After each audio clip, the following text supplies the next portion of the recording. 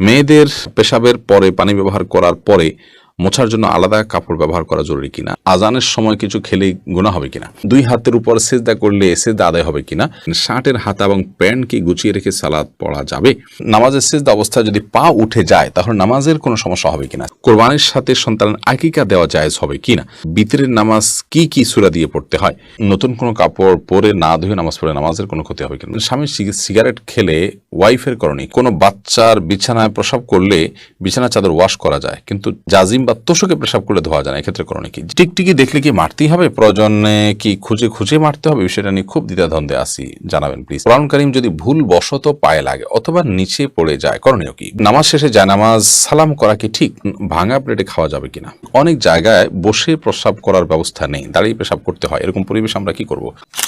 ফয়সাল আহমেদ আপনি লিখেছেন টিকটিকি দেখলে কি মারতেই হবে, প্রয়োজনে কি খুঁজে খুঁজে মারতে হবে, বিষয়টা নিয়ে খুব দ্বিধাদ্বন্দ্বে আছি, জানাবেন প্লিজ।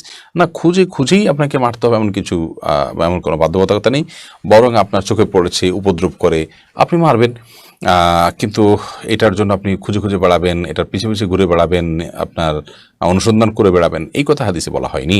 নাহিদা ইসলাম আপনি লিখেছেন নামাজ শেষে জায়নামাজ সালাম করা কি ঠিক, না জায়নামাজ সালাম করার কিছু নেই, সালাম করতে হবে মানুষকে, ডানে বামে সালাম দিচ্ছেন এরপর কোনো সালাম নাই, এরপরে কোনো কারোর সাথে আপনার হঠাৎ সাক্ষাৎ হয়েছে সেই জায়গা থেকে আপনি সালাম দিতে পারেন, কিন্তু জায়নামাজকে সালাম দেওয়া এটি কোরআন সুন্নাহর কোনো নির্দেশনা নয়, এটি যদি সালাতের অংশ মনে করে কেউ, সালাত পরবর্তী করণীয় মনে করেন কেউ শরিয়া দৃষ্টিকোণ থেকে, ইসলামের দৃষ্টিকোণ থেকে, তাহলে সেটি বরং বিদআতে পর্যবেসিত হবে। ইসলামের নামে মন গড়া কোনো কিছু করলে সওয়াব হয় না, বরং আরো বিপরীতে গুনাহ হয়। শেখ রোকনুজ্জামান লিখেছেন অনেক জায়গায় বসে প্রসাব করার ব্যবস্থা নেই, দাঁড়িয়ে পেশাব করতে হয়, এরকম পরিবেশ আমরা কি করব।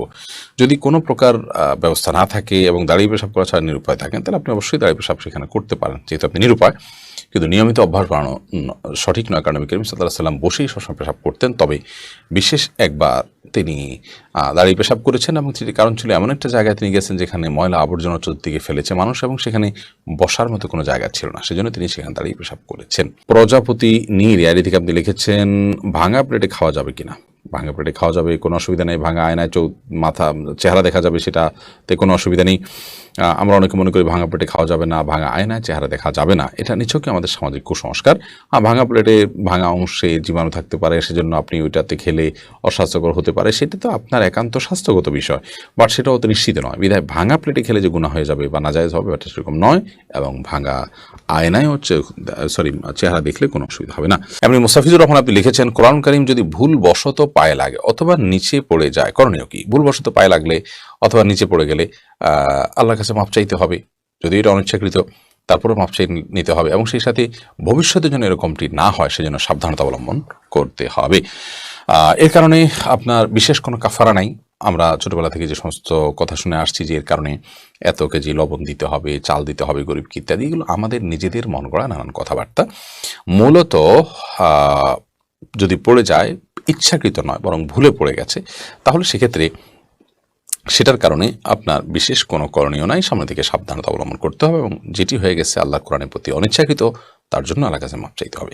রাসেল ভূঁইয়া আপনি লিখেছেন কোনো বাচ্চার বিছানায় প্রসাব করলে বিছানা চাদর ওয়াশ করা যায় কিন্তু জাজিম বা তোষকে পেশাব করলে ধোয়া যায় না, এক্ষেত্রে করণীয় কি, যেই সব দ্রব্য যে সমস্ত জিনিসপত্র আসবাব ইত্যাদি এগুলোতে পেশাব লাগার পর সেটি পরিষ্কার করার কোনো বই নেই, সেটা রোদ ইত্যাদি দিয়ে ওটা আলামত দূর করে ফেলতে হবে, এত বেশি রোদ দিতে হবে, এত বেশি আপনার সেটার দুর্গন্ধ দূরের উদ্যোগ করতে হবে যে সেটাতে নাপাকের কোনো আলামত বা নামলেশ নেই, তো এর মাধ্যমে সেটি পাক হয়ে যাবে। বিশেষ করে ফ্লোর, ওয়াল, গাছ এই টাইপের অনেক কিছুই আছে যেগুলোকে ওইভাবে আসলে ধোয়া সম্ভব হয় না, তো সেগুলোতে নাপাকের আলামত যেটি আছে সেটি দূর হয়ে গেলেই সেটি ব্যবহার করা যাবে।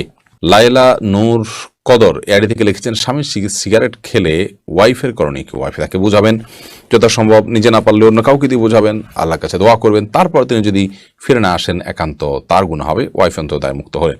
জুলেখা খাতুন আপনি লিখেছেন নতুন কোনো কাপড় পরে না ধুয়ে নামাজ পড়ে নামাজের কোনো ক্ষতি হবে কিনা, নতুন কোনো কাপড় পরলে সেটা ধুয়েই পড়তে হবে এমন কোনো বাধ্যবাধকতা নেই, কারণ নতুন কাপড় মানেই যে সেটা নাপাক, সেটাতে অপবিত্রতা আছে এমনটি তো নিশ্চিত নন আপনি, তাহলে এটি ধোয়াটা বাধ্যতামূলক কেন হতে যাবে। তবে হ্যাঁ, আপনারা যদি নতুন কাপড় কেনার পর দেখলেন যে সেখানে কোনো নাপাক আছে তাহলে ওই জায়গায় সেই নাপাকটা ধোয়াটাই হলো আবশ্যক, অতএব শরীর দৃষ্টিকোণ থেকে নতুন কাপড় ধুয়ে পড়তে হবে এমন কোনো বাধ্যবাধকতা নেই।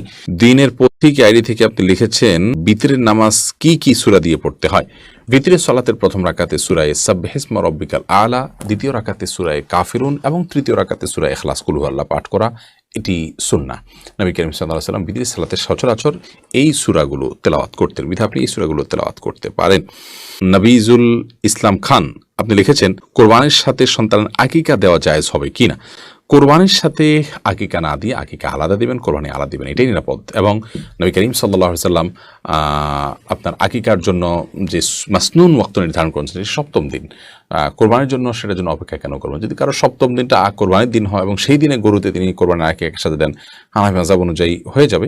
বাট অন্যান্য ওলামা ইকরাম অনেকে নিষেধ করেছেন। নিরাপদ মত হলো এগুলোকে আলাদা আলাদা করে দেওয়া।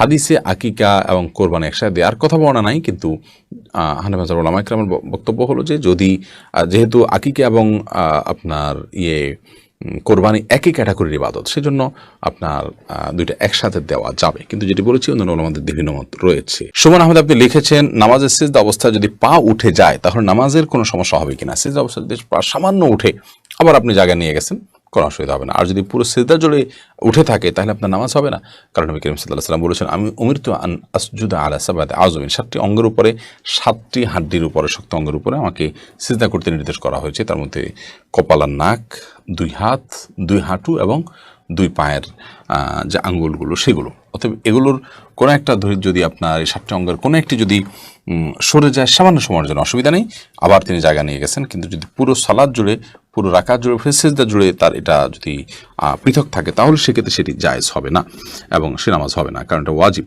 এই 7টা অঙ্গের উপরে সিজদা করা।